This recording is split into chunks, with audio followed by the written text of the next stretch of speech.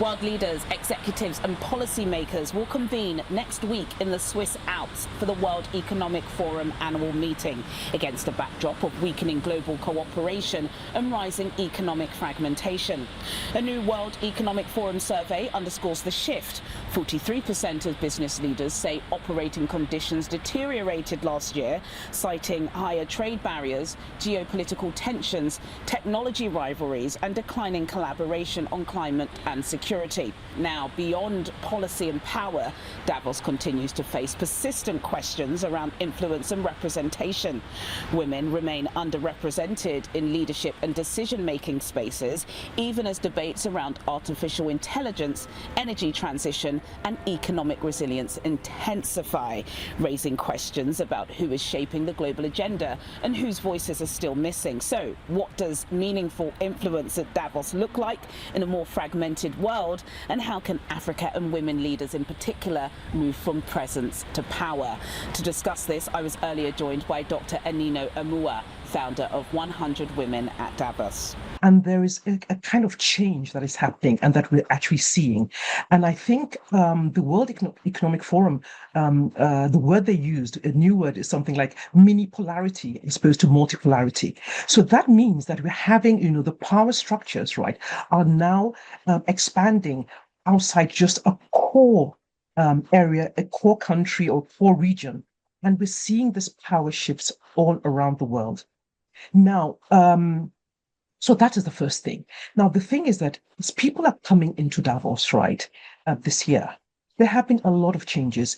We talked about we talked about sort of polycrisis last year, right?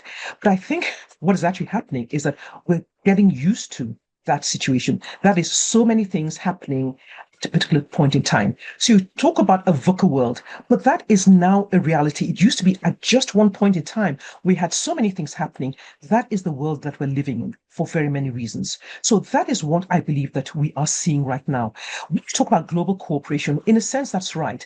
But I think that is from the perspective of the sort of geopolitics about it, geopolitics. But I think it's slightly different when you look at organizations, because with AI, what we're finding out is it's more important to have cooperation.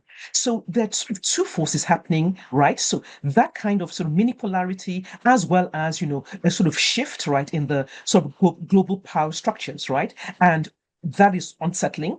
But at the same time, people are realizing with the way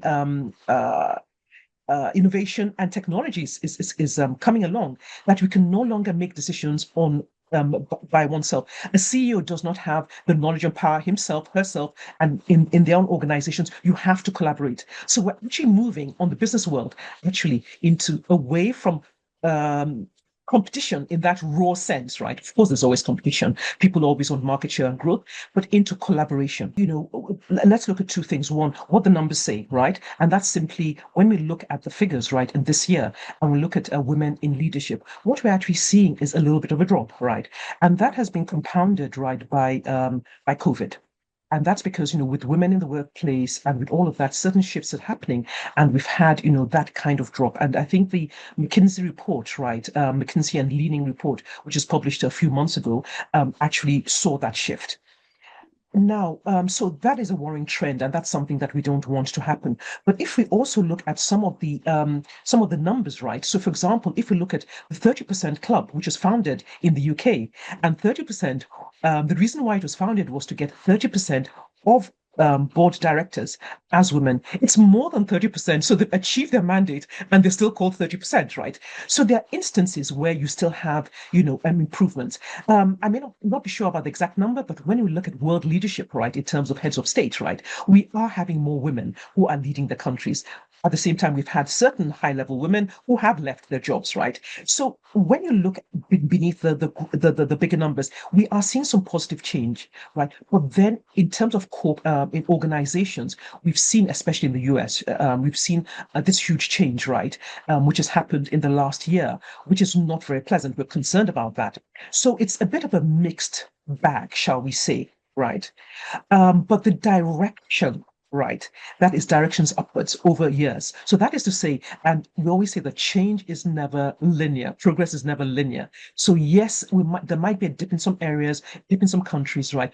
But we firmly believe that the direction is actually upwards. But we mustn't, we mustn't just think that is something that will happen on its own.